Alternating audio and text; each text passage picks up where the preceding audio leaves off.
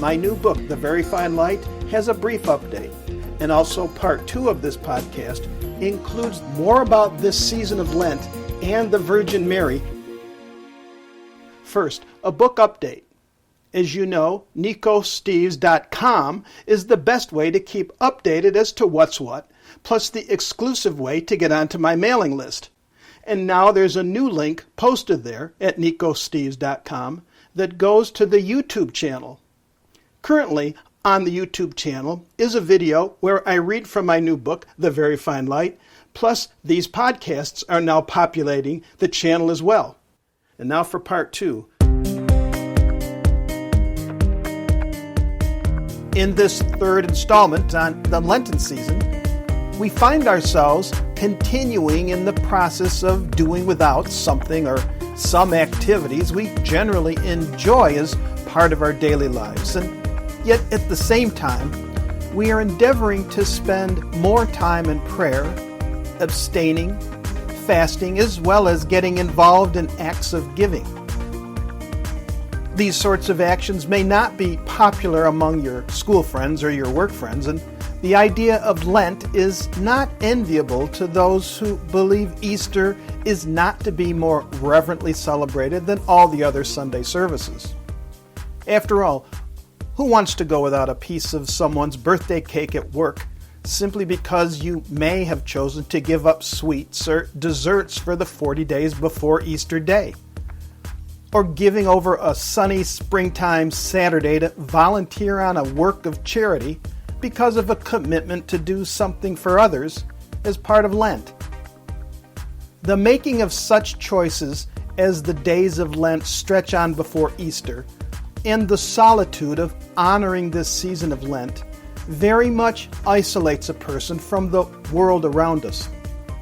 And by now, it is becoming a more significant part of your day.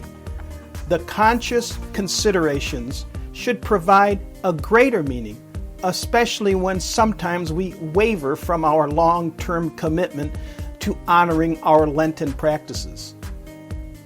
And regardless of your level of success, the reality remains that there is a constant process of consideration and reflection that is daily taking place now deep within us.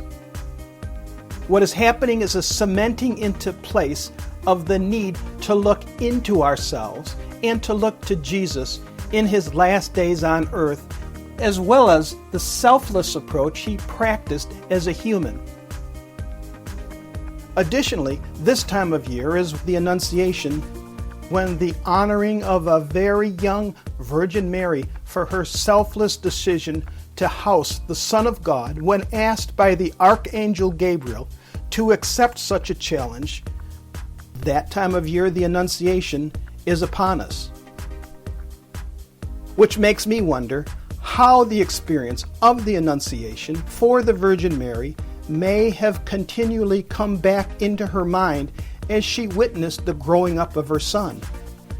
Did it come back to the Madonna when he began his missionary work? Did she think of it often when she witnessed the great joy expressed as more and more people began to follow her son Jesus? Did she wonder about it as people continued to celebrate Jesus Christ as on Palm Sunday? And did this knowledge she held allow her to recognize why Jesus lost favor so quickly through the actions of those men in power who became so jealous of the growing respect and faith the people were putting into her son? And also, did that remembrance come back to her after the resurrection? In our Lenten activities, in this time when we are working to come to terms with our own shortcomings, can we take the time to look to Jesus for strength and support and become more aware of his sacrifice? Can we recognize how Christ Jesus, in giving himself over, will help strengthen us in our times of need? Buoyed by this reality, can we recognize that life's challenges don't have to be faced alone, but rather are intertwined with his love? The more faith we put in God's hands will bring us closer to the resurrection of Christ Jesus on Easter. And so this process, when we sensitize ourselves by going without and by doing something more to help others, can bring us closer to the Holy Trinity and strengthen the future of our lives, now and with God's graces in the beyond.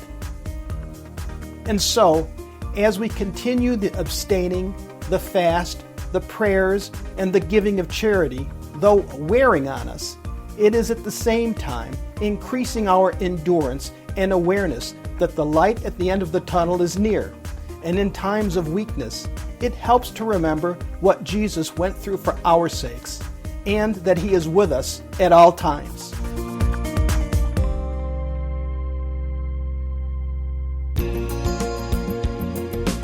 This is Nico Steves. I hope you enjoyed this installment.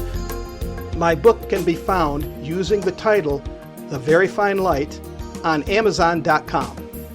Please feel free to contact me at nicosteves.com. That's Nikos Steves, Steves.com.